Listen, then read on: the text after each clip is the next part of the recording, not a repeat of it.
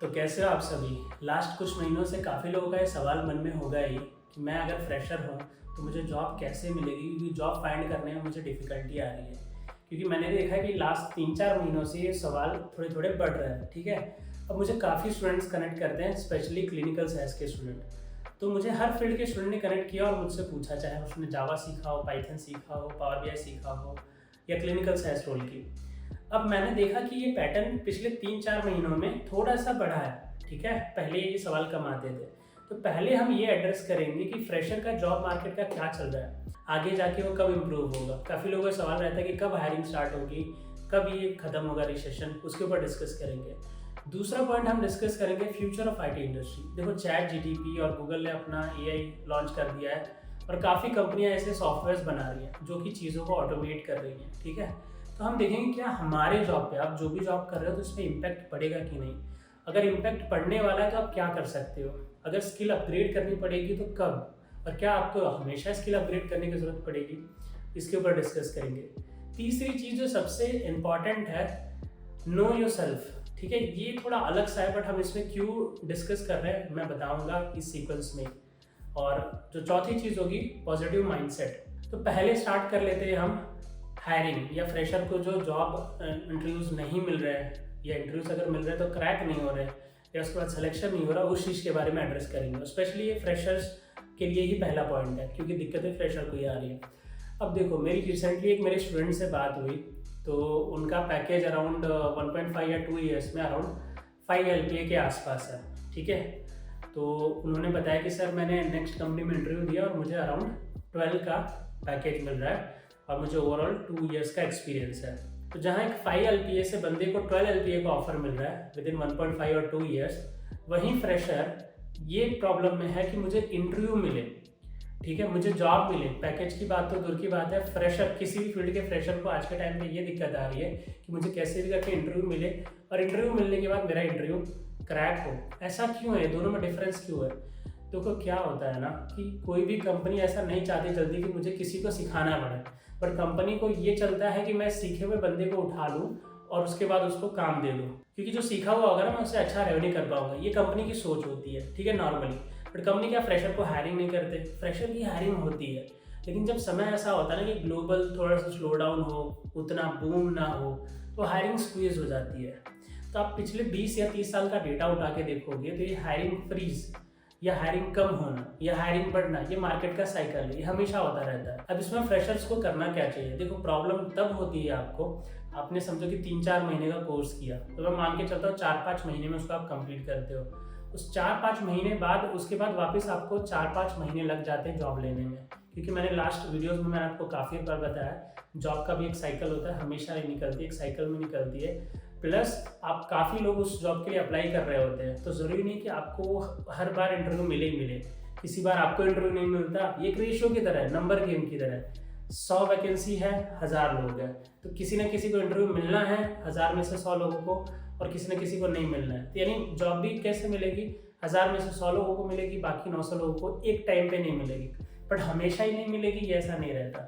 तो इसका सॉल्यूशन एक ही है दोस्तों, अगर आपने पढ़ाई पूरी कर ली है ना, तो आपको उसके साथ जॉब स्टार्ट करना है। और कोर्स कर रहे हैं तो कोई दिक्कत नहीं, जॉब के साथ कोर्स को मैनेज करने का ट्राई करो। ठीक है, अगर आपकी फाइनेंशियल कंडीशन सही है, आप 1 साल दे सकते हो, आप मेंटली मतलब फ्री रहना चाहते हो, 2 काम नहीं करना चाहते, तो ठीक है। बट अगर आपको फाइनेंशियल बर्डन है, आप घर का टेक केयर करते हो, तो फिर आप मान के चलो कि आपको जॉब के साथ ही ट्रेनिंग लेनी चाहिए। क्योंकि अगर 1 साल का टाइम लगेगा भी ट्रेनिंग के बाद जॉब लेने में, तो कोई दिक्कत नहीं होगी, आप एक जॉब से दूसरे जॉब पे स्विच कर लोगे, एक अच्छी जॉब पे स्विच कर लोगे, जैसे कि क्लिनिकल साइंस का एग्जांपल ले लिया हमने।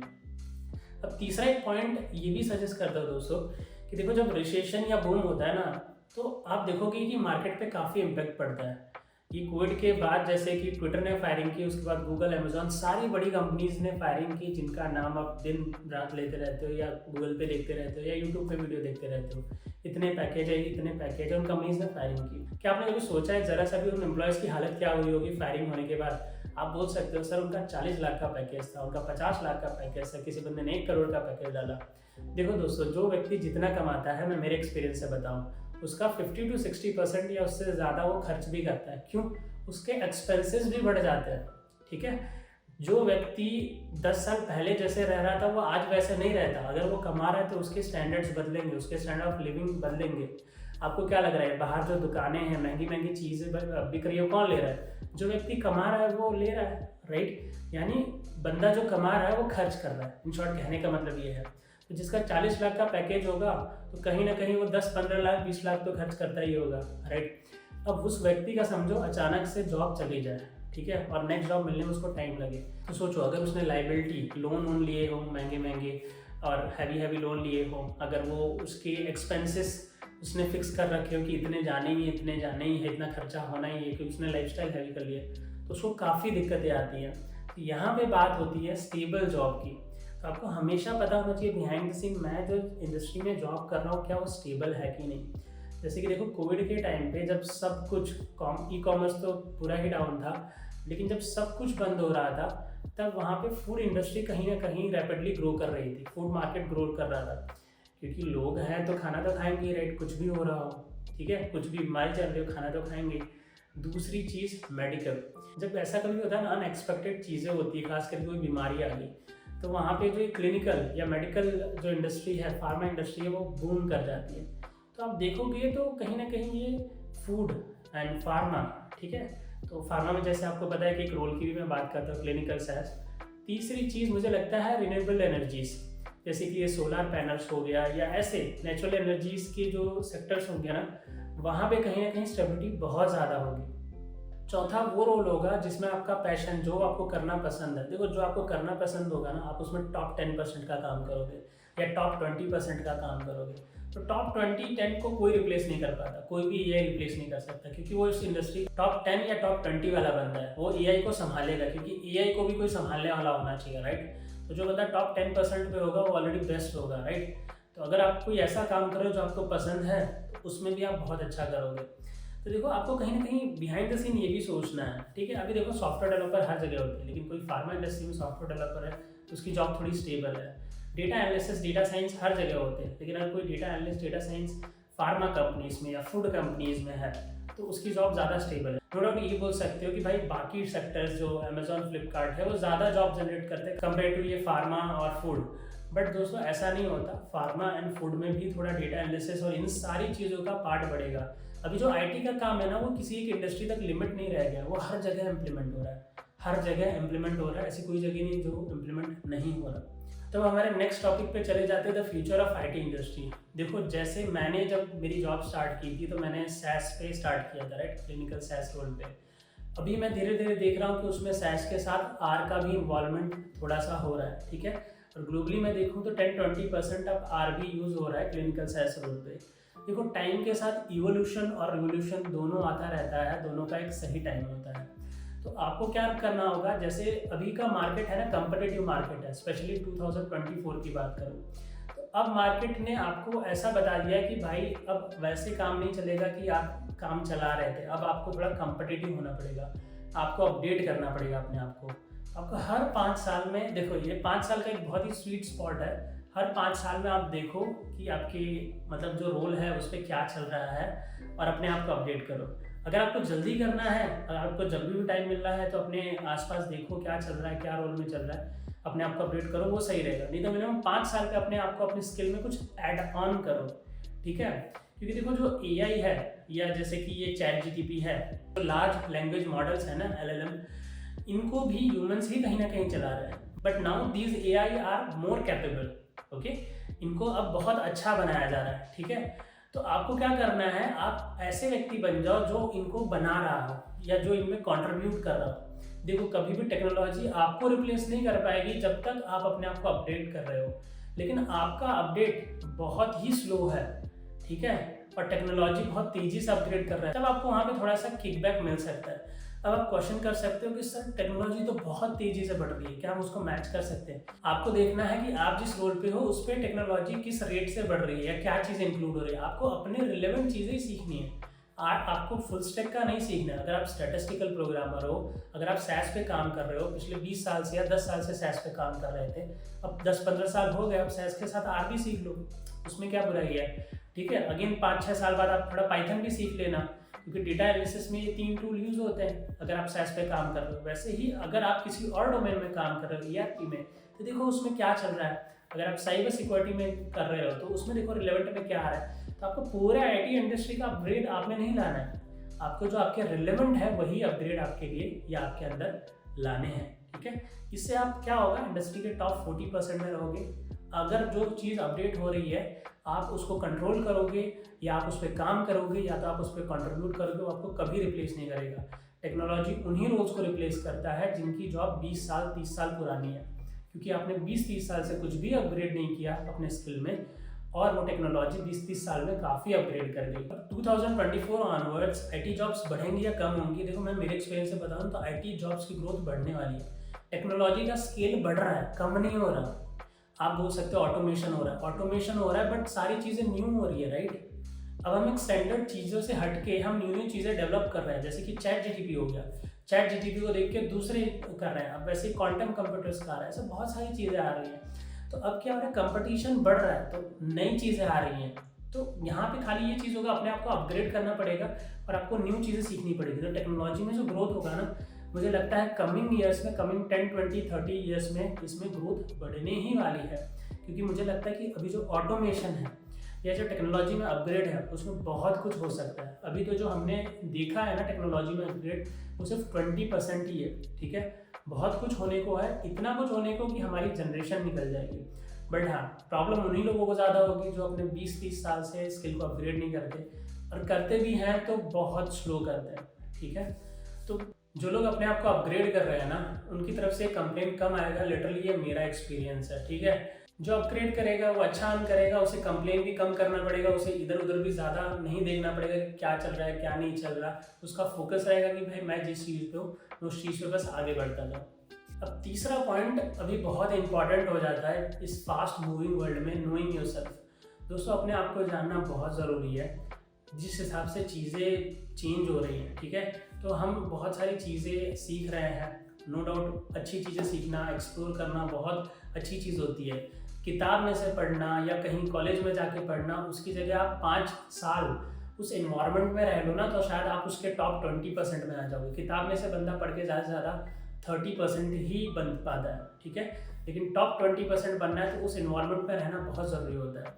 तो नोइंग योरसेल्फ में मैं ये कहना चाहता हूँ, अगर ये हो कि आप अपने आप को जान पाओ कि आपने क्या खो लिया है, आपको किन चीज़ों में इंटरेस्ट है, आप किन चीज़ों में पैशनेट हो, आप क्या चीज़ें अच्छे से कर सकते हो, अगर आप उन चीज़ों पे फोकस करो तो कहीं ना कहीं जो जॉब में एक प्रॉब्लम होती है ना, कि बंदे को पता है अगर फ़ोन चलाना हो, रील्स देखनी हो तो कितनी भी देर देखता है, गाने सुनने हो या मूवी देखनी हो तो 4-5 घंटे दे देता है। वही उससे 4-5 घंटे काम करा लो, उसे नहीं करना।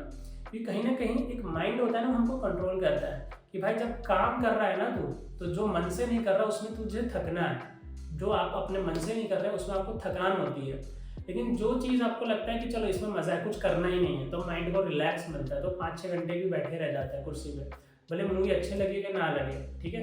थोड़ा सा फ्रस्ट्रेट होगा बट बैठे रहेगा। लेकिन जॉब में कैसा होता है, उसे ऐसा लगता है कि नहीं मज़ा आ रही, अच्छी सैलरी भी मिलती है। तो इसीलिए यहाँ पे कॉन्सेप्ट आता है नोइंग योरसेल्फ। ज़रूरी नहीं है कि आप कुछ और करो, आप जॉब में ही कुछ चेंजेस ला सकते हो अपने रोल में, या अपने मैनेजर से बात कर सकते हो, अपनी कंपनी से बात कर सकते हो। अगर यहाँ पे भी बात नहीं बन रही तो आप वही चीज़ कर सकते हो जो आपको पसंद है। तो नोइंग योरसेल्फ लॉन्ग टर्म में बहुत इंपॉर्टेंट होता है। आप पहले 10 साल 5 साल या 15 साल कॉर्पोरेट में काम करो, अच्छे रोल पे काम करो। क्योंकि देखो ये मेरा एक्सपीरियंस है, और किसी भी एक्सपीरियंस पर्सन से पूछ लेना, अगर आपने पढ़ाई के बाद एक अच्छे जॉब रोल पे जॉब की, एक अच्छे इन्वायरमेंट में जॉब की, तो जो आपका ग्रोथ होगा ना बहुत ही रैपिड होगा, जो आपकी अर्निंग होगी बहुत ही रैपिड होगी। और यही सबसे बड़ा फंडा होता है बाद में आगे बढ़ने का या लाइफ में कुछ और करने का। जो बंदे आपने देखा है उनकी स्टार्टिंग ही हाई हो जाती है ना, किसी हाई सैलरी पे जॉब कर लेते हैं, अच्छी कंपनी में जॉब कर लेते हैं, अच्छे लोगों के साथ रह लेते हैं, उनकी आगे की ग्रोथ अपने आप ट्रेमेंडस हो जाती है। तो यहाँ पे आपका स्टार्टिंग जो काम करोगे ना स्किल सेट, और उन स्किल्स के बेसिस पे जैसा काम करोगे ना, उन्हीं बेसिस पे आपके आगे का फ्यूचर डिसाइड होगा। उन्हीं बेसिस पे आप कॉन्फिडेंस हो पाओगे या सोच पाओगे कि मैं लाइफ में और भी कुछ कर सकता हूँ। अब दोस्तों इसी में मैं एक पॉइंट ऐड करना चाहूँगा स्किल्स के ऊपर। देखो मानो या ना मानो, अपने कॉलेज के बाद अगर आपने एक अच्छी स्किल एक्वायर कर ली है, अगर एक अच्छे जॉब रोल पे जॉब कर लिया है, तो मानो या ना मानो आपका फ्यूचर ब्राइट ही होने वाला है, ठीक है, ये फॉर श्योर है। तो आप आगे बढ़ने ही वाले हो, आप आगे कभी भी पीछे नहीं जाओगे। तो हमेशा ध्यान में रखना, कॉलेज के बाद कोई कुछ भी बोले, सबसे ज़्यादा इंपॉर्टेंट चीज़ होती है अच्छी स्किल्स, जिसकी मार्केट में डिमांड है। ठीक है, अब इसी के साथ हम लास्ट पॉइंट की बात कर लेते हैं, पॉजिटिव माइंडसेट। देखो, पॉजिटिव माइंडसेट मैंने देखा है एक बंदे के परफॉर्मेंस पे, एक बंदे के लर्निंग पे काफ़ी इम्पैक्ट करता है। मैं आपको यहाँ पे एक एक्सपीरियंस बताना चाहूँगा कि मेरे एक स्टूडेंट थे, ठीक है, उनका क्या हुआ था कि आई थिंक डिग्री पूरा नहीं हुआ था, ठीक है, तो उन्होंने मुझसे शायद सीखना स्टार्ट कर दिया। जब उन्होंने जॉब के लिए अप्लाई किया तो उन्हें बड़ी बड़ी कंपनीज में इंटरव्यू मिले, एक्सेस में मिला, ईस्टर्न यूनिवर्स में मिला, ऐसी बहुत सारी कंपनीज में उनको इंटरव्यू मिले, बट वो रिजेक्ट हो जा रहे थे। कहीं ना कहीं उनका ग्रेजुएशन पूरा नहीं था, उन्होंने ड्रॉप आउट कर दिया था कुछ रीज़न की वजह से। और जब भी मुझे कॉल भी करता था तो मैं उसे एनकरेज ही करता था। देखो, मेरा सिंपल सा कॉन्सेप्ट है, जब तक सामने वाला किसी चीज़ को नहीं छोड़ता तब तक मैं उसे नहीं छोड़ता। ठीक है, मेरा एनकरेजमेंट, मेरा सपोर्ट, मेरा गाइडेंस उसके लिए हमेशा रहता है। ठीक है, लेकिन जब सामने वाला ही इंटरेस्ट नहीं लेगा तो कोई क्या कर पाएगा, ये रियलिटी है। अगर आप इंटरेस्टेड हो तो आप दुनिया से कुछ भी जान सकते हो, दुनिया से कुछ भी ले सकते हो, दुनिया से सीख के आगे बढ़ सकते हो, लेकिन आप ही नेगेटिव हो जा रहे हो तो फिर कहीं ना कहीं किसी भी चीज़ में आपको प्रॉब्लम होगी। तो बंदा पॉजिटिव था, तो मुझे काफ़ी वो लगा उसके लिए, ठीक है, और मतलब लगा कि मुझे कुछ करना चाहिए उस टाइम पे, और मैं भी कुछ चीज़ें ट्राई आउट करना चाहता था। तो मैंने कहीं ना कहीं उसे ऑफ़र किया कि आप मेरे साथ काम करो, बैकएंड में मेरी कुछ चीज़ें होती हैं यूट्यूब के रिगार्डिंग चीज़ें, वो आप मुझे सपोर्ट करना उसमें, चाहे वो थंबनेल क्रिएट करना हो, चाहे यूट्यूब वीडियो एडिटिंग करना हो, आप मुझे सपोर्ट करना उसमें, और उसके बदले मैं आपको कुछ पे दूंगा। तो स्टार्टिंग में मैंने उनको ये काम दिया, और वो बंदे की एक चीज़ अच्छी थी, मैंने आपको स्टार्टिंग में बताया ना, पॉजिटिव माइंडसेट था। मैं कहीं ना कहीं वो बंदे ने ज़ीरो से शुरू किया और आज वो काफ़ी अच्छा काम कर रहा है। नो डाउट अभी भी इम्प्रूवमेंट की काफ़ी ज़रूरत है, बट अब 1 साल बाद, उनको 1 साल हो गया मेरे साथ काम करते हुए, अब 1 साल बाद उन्होंने अपनी पढ़ाई भी शुरू कर दी है, और वो पढ़ाई के साथ मेरे लिए भी काम कर रहे हैं और मुझसे कुछ अर्निंग भी कर रहे हैं। तो देखो, पॉजिटिव माइंडसेट का फ़ायदा यही होता है। ठीक है, उन्होंने मुझसे शायद सीखा, उन्होंने फिर मेरे लिए, क्योंकि उनकी पढ़ाई पूरी नहीं थी तो उनको जॉब मिलने में दिक्कत हो रही थी, उन्होंने मेरे साथ ही काम करना स्टार्ट कर दिया, अब साथ में पढ़ाई भी शुरू कर दी, और पढ़ाई के साथ वो अर्निंग भी कर रहे हैं, और उनकी एज बहुत ज़्यादा नहीं है, उनकी एज कम ही है।